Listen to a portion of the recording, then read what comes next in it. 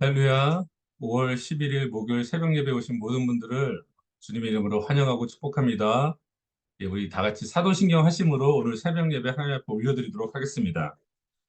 전능하사 천지를 만드신 하나님 아버지를 내가 믿사오며 그 외아들 우리 주 예수 그리스도를 믿사오니 이는 성령으로 잉태하사 동정녀 마리아에게 나시고 본디오 빌라도에게 고난을 받으사 십자가에 못 박혀 죽으시고 장사한 지 사흘 만에 죽은 자 가운데서 다시 살아나시며 하늘에 오르사 전능하신 하나님 우편에 앉아 계시다가 저희로서 산자와 죽은 자를 심판하러 오시리라.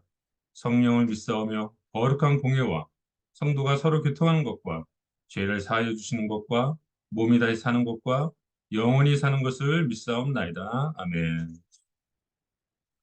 예, 우리 이 새벽에 우리 몇 가지 같이 좀 기도하기를 원합니다. 우리 5월 가정의 달을 맞이하여서 기도하기는 정말 우리 가정들이 모두 다 회복될 수 있도록 기도하기 원합니다. 부부와의 관계, 부모와 자녀의 관계, 모든 관계 가운데 어려움들이 회복되어지고 또 그런 육체적 연약함들이 치료받는 그런 회복의 시간들이 될 수 있도록 붙잡아달라고 기도해 주시고요. 우리 항상 기도하는 예배를 위해 대면으로 드려지는 금요 예배, 토요일 새벽 예배, 주일 1, 2부 예배 가운데 하나님의 귀한 말씀이 선포되어지고 정말 하나님이 기뻐 받으시는 예배 될 수 있도록 우리가 기도로서 준비할 수 있도록 해주시고요. 또 우리 김성계 담임 목사님 위해 빨리 몸의 연약함이 치료함 받고 회복되어서 우리가 정말 귀한 하나님의 사역들을 감당해 나갈 수 있도록 목사님과 그 가정을 위해서 우리 이 시간 함께 기도하도록 하겠습니다. 사랑하는 하나님 감사합니다. 5월 이 가정의 달을 맞이해서 우리가 하나님이 주신 이 가정들을 놓고 기도하게 하시니 감사합니다. 하나님 정말 우리 가운데 많은 가정들이 있는데 정말 많은 어려움들이 있습니다. 가정 간에 정말 부부 간의 어려움이 있고 부모와 자녀 간의 어려움이 있고 정말 가정이 해체되어지고 정말 죄악 가운데 이 가정이 무너지는 많은 아픈 현실들이 우리 가운데 있습니다. 하나님이 세우신 이 가정들 주여 붙잡아 주시고 각 가정마다 정말 치료와 회복이 필요하오니 하나님 치료의 역사가 우리 가운데 있게 하여 주시옵소서. 관계 가운데 어려움이 있다면 주님 풀어주시고 회복시켜 주시고 또 부모와 자녀 가운데 어려움이 있다면 그 관계 어려움을 풀어주셔서 정말 이 가정이 예수 그리스도 안에서 회복되어서 하나님 귀한 하나님을 섬기는 가정들로 이 펠로십 재단이 세워져 갈 수 있도록 하나님 역사하시고 붙잡아 주시옵소서. 하나님 또 우리가 계속적으로 드려지는 예배를 위해 기도합니다. 하나님 금요 예배, 토요일 새벽 예배, 또 주일 1부, 2부 예배가 우리가 지금 대면으로 드려지는 가운데 있습니다. 하나님 이 예배 가운데 지금 함께해 주시고 우리가 이 예배를 정말 소중히 여겨서 항상 기도하며 준비할 수 있게 하여 주시옵소서. 말씀 전하는 설교자들을 붙잡아 주셔서 귀한 하나님의 말씀이 선포되게 도와주시고 예배에 참석하는 이들에게 하나님의 한량없는 은혜와 사랑이 넘쳐날 수 있도록 그래서 우리가 예배를 통해 회복되어지고 주님을 만나고 하늘에는 영광이 되는 귀한 예배들 될 수 있도록 하나님 역사하시고 붙잡아 주시옵소서. 하나님 특별히 정말 우리 김성계 담임 목사님 위해 기도합니다. 육신에 연약함이 있습니다. 정말 목에 또 많이 아프고 정말 많이 몸에 힘듦이 있습니다. 주님이 모든 것 아시오니 정말 예수의 보혈의 능력으로 덮으시고 성령의 능력으로 붙잡아 주셔서 모든 연약함이 떠나가고 치료함 받고 다시 건강한 모습으로 정말 목사님 정말 귀한 사역 감당해 나갈 수 있도록 붙잡으시며 항상 그 가정을 지키셔서 사모님과 또 우리 하연이 딸을 항상 붙잡아 주셔서 이 가정이 정말 주님 안에서 든든하게 세워질 수 있도록 하나님 역사하여 주옵소서. 오늘 또 신명철 선교사님 귀한 말씀 선포하십니다. 주님 함께 하시고 성령의 능력으로 함께 하시고 귀한 말씀 선포될 때 우리가 아멘으로 받을 수 있게 하여 주시옵소서. 감사드리며 예수님의 이름으로 기도하옵나이다. 아멘. 예, 오늘 우리 함께 나누실 말씀은요. 사무엘하 16장 15절에서 23절까지 말씀입니다. 사무엘하 16장 15절에서 23절까지 말씀. 예, 제가 읽도록 하겠습니다. 압살롬과 모든 이스라엘 백성들이 예루살렘에 이르고 아히도벨도 그와 함께 이른지라. 다윗의 친구 아렉 사람 후세가 압살롬에게 나갈 때에 그에게 말하기를 왕이여 만세하니 압살롬이 후세에게 이르되 이것이 내가 친구를 후대하는 것이냐 내가 어찌하여 내 친구와 함께 가지 아니하였느냐 하니 후세가 압살롬에게 이르되 그렇지 아니하니이다.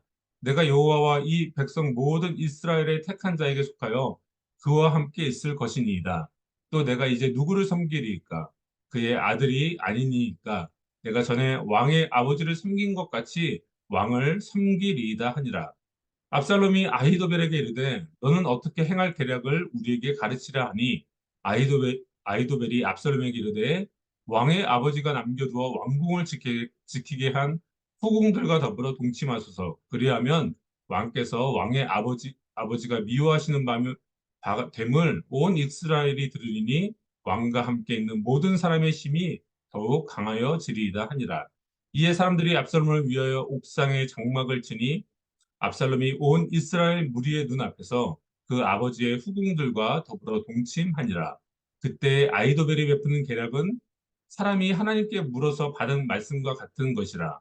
아이도벨의 모든 계략은 다윗에게나 압살롬에게나 그와 같이 여겨졌더라. 아멘. 예, 오늘 우리 신명철 선교사님 대세를 따르는 자의 모략이라는 제목으로 말씀 전해 주시겠습니다. 제가 지금 한국에 있거든요. 제가 선교지에서 17년 좀 넘게 있으면서 2년에 한 번씩 한국을 방문해요. 지금은 이제 안식년으로 와 있는 거고. 네, 저만 그런지 모르겠는데 공항에 딱 도착하면 그 비행기 탈 때는 괜찮아요. 근데 공항에 딱 도착하면 뭔가 불편하고 찜찜해요. 혹시 그런 거 안 느끼셨어요? 뭔가 왜가 찜찜하고 불편할까 공항에서. 그런데 1, 2주일 지나다 보면 그걸 알아요. 아, 내가 한국 사람이 아니구나. 내가 보통의 한국 사람하고 좀 다르구나. 우리 복장부터 좀 다르잖아요. 한국은 유행이 얼마나 빨리 변하는지 2년 전에 사서 입고 들어간 옷을 2년 후에 이제 입고 한국에 들어가면 전 벌써 옛날 사람이 돼 있어요. 그래서 어떤 때는 그 공항에서 뭐 일자리 필요해서 오셨어요? 뭐 이렇게 다가오는 사람들도 있고 제가 이제 중국 동포인 줄 아는 거죠. 그리고 또 제가 이제 이번에는 카자흐스탄 비행기를 타고 왔는데 그 카자흐스탄 승무원이 저한테 카자흐스탄 언어로 물어보더라고요. 뭐 드릴까요? 뭐 음료수 뭐 드릴까요? 이런 식으로. 제가 이제 한국이 워낙 급변하고 빨리 변하니까 좀 올 때마다 적응하는데 어려움이 있습니다. 제가 산을 좋아해서 산을 올라갈 때도 뭔가 그 산에 올라간 사람들 복장도 무심하게 입은 것 같거든요. 추린이 입은 것 같고. 아, 근데 한 달, 두 달 지내다 보면 거기에 다 코드가 있더라고요. 이런 옷을 입어야 돼, 산에 올라갈 때는. 진짜 편한 옷 입고 가는 줄 알았어요, 저는. 집에서 그냥 추리닝 꺼내서 입고 가는 줄 알았더니 그게 되게 신경 써서 뭐 위아래 뭐 한국 사람들만 아는 복장 코드가 있더라고요. 어려워요. 한국은 이렇게 좀 사람들이 대세를 따라서 좀 몰리는 경향이 있어요. 식당도 그래요. 식당도 막 한국 어느 식당을 가든지 맛이 다 똑같아요. 대세를 따라가는 거예요.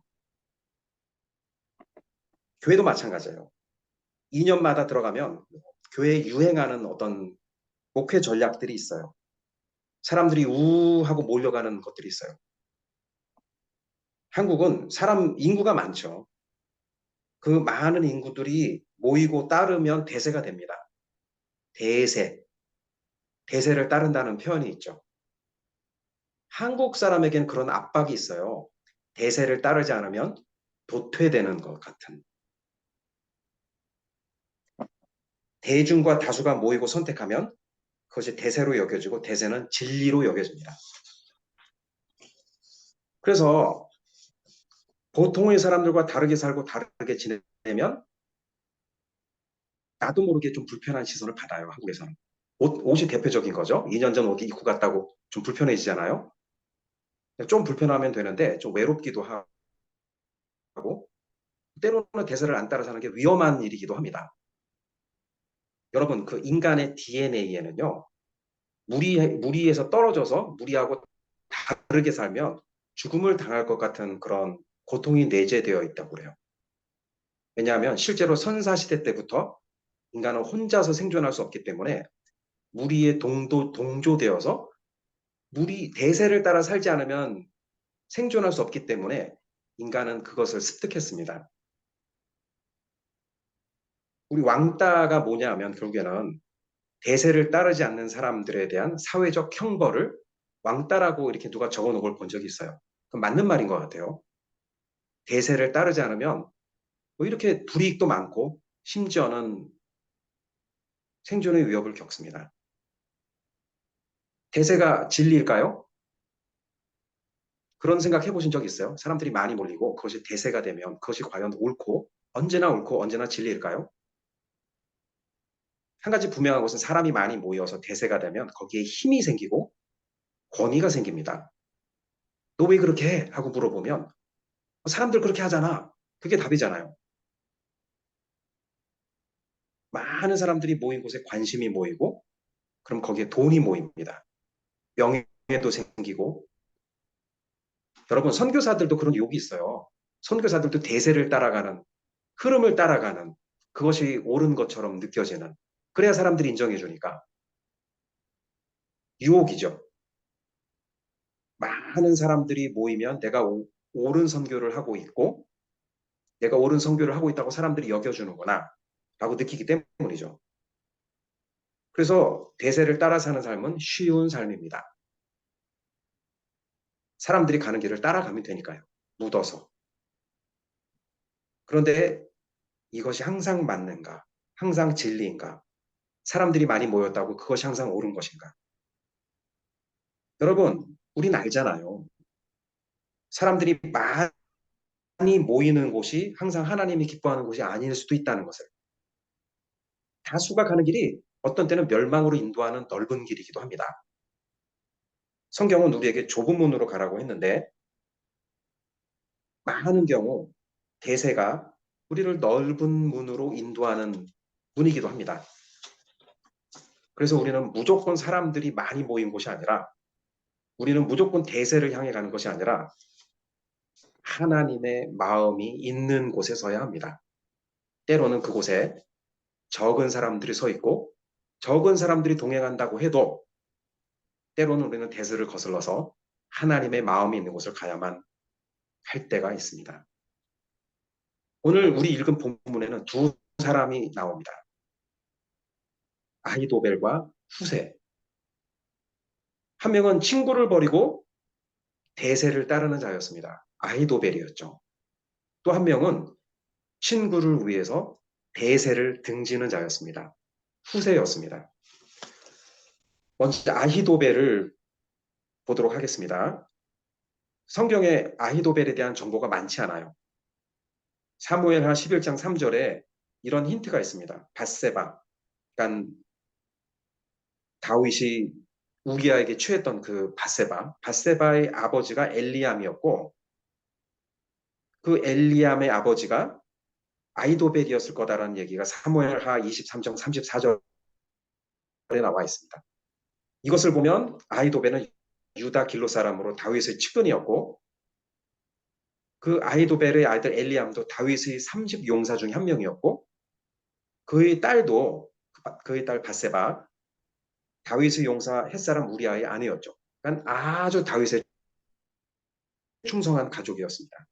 그래서 혹자는 아히도벨이 다윗을 등지고 배신하고 이 압살롬의 편에 섰던 것은 이 가문의 원한을 갚으려고 했던 행위였다는 이야기도 있습니다. 뭐 그럴 수도 있겠다는 생각이 듭니다. 하지만 그가 어떤 마음으로 다윗을 배신했는지는 모릅니다. 하지만 지금 이 말씀에서 분명한 것은 오늘 우리가 읽은 말씀에서 분명한 것은 그가 지금 어떤 동기에서였는지는 모르지만 대세를 따라가고 있다는 것입니다. 그는 제법 시대를 읽은 날카로운 면이 있는 전략가였습니다. 판세를 정확히 판단하는 비범한 재주가 있었습니다.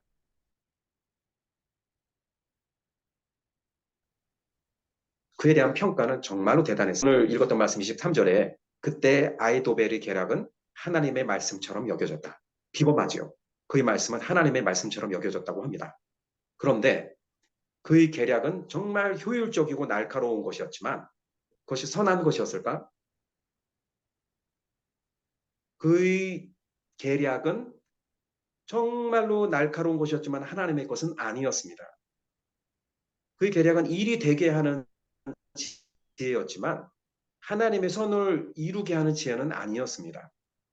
그 지혜가 악인을 파괴하고 압살론을 파괴하고 나라를 파멸시킬 뻔했고 결국에 자기를 파멸시켰기 때문이죠. 여러분 이 아이도벨은 대세를 따라가면서 자기 친구 다윗을 등졌을 뿐만 아니라 그 친구 옆에 있는 하나님도 함께 등졌습니다. 그래요.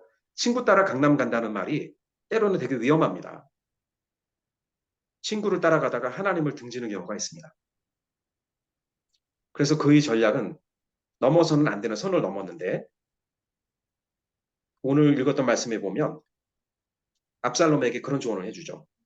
다윗이 궁전에 남겨놓고 간 10명의 후궁을 백주 대낮에 남들이 다 보는 곳에서 취하십시오. 이게 사실 되게 악한 조언이죠. 자기 친어머니는 아니지만 근친상간이잖아요. 아버지의 후궁들인데 당시 중근동의 풍습이었다고 합니다. 그것은 정복을 선언하고 이전 패배한 군주에게 모욕을 주는 것이었다고 합니다. 이게 또 대단히 정치적인 선언입니다. 백성들에게 뭐라고 얘기하는 거냐면 야, 나는 이제 더 이상 돌아가지 않을 거야. 아버지와 나는 더 이상 화해하지 않을 거야. 그러니까 너 분명히 해. 너 편을 분명히 해. 내 편의 손자들은 딴맘 먹지 마. 아버지와 나는 이제 드디어 원수고 네가 아버지 편을 선택하면 나하고도 원수니까 내가 대세니까 내 편에 서 라는 정치적인 선언입니다. 이것을 조언했어요. 아이도벨이. 그는 많은 사람들을 모으기 위해서 대세를 만들기 위해서 이런 계략을 베풀었습니다. 하지만 그 계략은 실패했고 내일 보는 말씀, 내일 모레 보는 말씀에는 그 결과로 그는 자신의 목숨을 끊을 수밖에 없었습니다. 여러분, 모래같이 많은 사람들이 따르고 그것에 대세에 합류한다고 해도 거기에 정통성이 없을 수 있습니다. 대세로 보이지만 하나님의 기름 부음이 없으면 그것은 망합니다. 하나님이 없으면 망합니다. 그것이 진리입니다. 많은 군중들이 옳다고 이야기를 하고 소리를 질러도 거기에 하나님이 없으면 결국에는 망합니다. 아이도벨은 이렇게 대세를 쫓느라 친구를 등지고 하나님을 등진 사람이었죠. 오늘 두 번째 인물 후세가 있습니다. 후세는 다윗의 친구라고 성경에서 이야기하고 있습니다. 오늘 17절에 보면 압살롬이 빈정거리죠. 너 왜 네 친구 따라가지 않고 여기 있는 거야? 역대상 27장 31절 33절에 보면 다윗의 왕의 재산을 맡은 자들이 이러하더라. 오피셜, 영어로 오피셜이라고 해요. 다윗의 오피셜, 다윗의 관료들. 거기 33절에 아이도벨은 왕의 모사가 되었고 후세는 왕의 벗이 되었고 그 벗이라는 게 그냥 단순한 친구가 아니라 관직이었던 것 같아요. 왕의 그래서 현대인의 성경에는 아이도벨은 다윗의 자문관이었고 후세는 친구로서 고문이 되었다 이렇게 번역을 하고 있어요. 어쨌든 친구였다고 합니다. 다윗의. 그런데 이 후세는 거짓 투항을 하면서 거짓 논리를 이야기합니다. 왜 너희 친구 다윗을 쫓아가지 않았어? 그랬더니 이 후세가 뭐라고 얘기했냐면 지금 백성들이 다 당신을 선택했는데 나도 당신과 함께 있을 거예요. 18절에.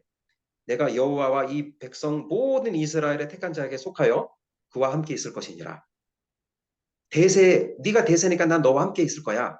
라는 거짓 투항을 합니다. 후세는 사실 압살롬이 듣고 싶은 거짓 진리를 말했죠. 대세가 진리야. 네가 대세야. 그래서 난 너와 함께 할 거야. 이 진리에 압살롬은 설득당했고 경계를 풀었죠. 이 압살롬은 이것을 추구했던 사람이에요. 그가 이스라엘 백성들의 마음을 훔쳤던 방식이 그거잖아요. 온 이스라엘에서 재판받으러 온 사람을 성문 앞에서 지키고 서 있다가 그 사람들 말을 들어주고 그 사람들의 마음을 훔쳤죠. 많은 사람들 위에 높아지는 거. 아이도벨은 대세를 따르려고 했다면 압살롬은 자기가 대세가 되려고 했던 사람입니다. 이사야서 14장 12절 13절에 사단 계명성에 대해서 심판하는 말씀이 있습니다. 너 아침의 아들 계명성이요 내가 내 마음에 이르기를 내가 하늘에 올라 하나님의 무별 위에 나의 보좌를 높이리라. 그리고 말씀하십니다. 내가 북극 지폐의 산 위에 자정하리라. 많은 사람들 위에 내가 있으리라. 그 얘기입니다. 자, 여러분, 이렇게 후세는 이 압살롬의 허영, 대세가 되고 싶어 하는 그 마음. 그것을 만족시켜주는 방식으로 그 옆에 있었지만 사실 그의 마음은 대세가 아니라 대세로 여겨지는 압살롬이 아니라 다윗 옆에 있었죠. 그래서 그는 친구를 위해서, 의를 위해서, 하나님의 기름 부은 자를 위해서 하나님의 마음 옆에 있었습니다. 여러분 이거 얼마나 외롭고 초라한 일인지 아세요? 가끔씩은. 대세가 아닌 하나님이 계신 곳에 있기 위해 가끔은 우리가 너무나 외롭고 위험한 일을 겪어야 될 때도 있습니다. 저는 오늘 여러분에게 묻고 싶습니다. 여러분은 어디에서 있고 싶으십니까? 대세를 따라 다수가 있는 곳에 있으시겠습니까? 아니면 서로 그것이 외롭고 위험하더라도 하나님이 계신 그곳에 있겠습니까? 대세를 따라 의를 버리고 신의를 버리고 친구를 배반할 것입니까? 그래서 대세를 따라서 하나님 함께하는 사람을 거절할 것입니까? 아니면 하나님의 의와 마음이 있는 곳에 있을 것입니까? 여러분 세상에도 의리 있는 사람을 칭찬해요. 뭐 인격이 없으면 의리라도 있어야지. 누가 이런 얘기를 하더라고요. 근데 우리가 하나님 앞에 그렇게 의리 있는 사람이 됐으면 좋겠습니다.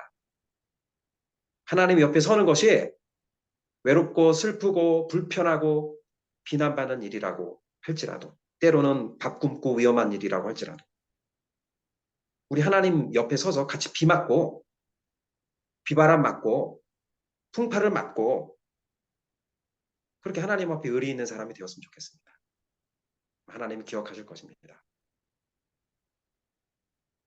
하나님 꼭 기억하실 것입니다. 그리고 그것은 반드시 옳습니다. 함께 기도하겠습니다. 사랑하는 주님, 오늘 우리가 말씀을 통하여 대세를 따르다 사람을 두려워하여 하나님을 등지는 사람과 외롭고 힘들어도 위험해도 불편해도 하나님을 따라 하나님 사람 옆에 하나님 옆에 서 있는 사람 후세를 보았습니다.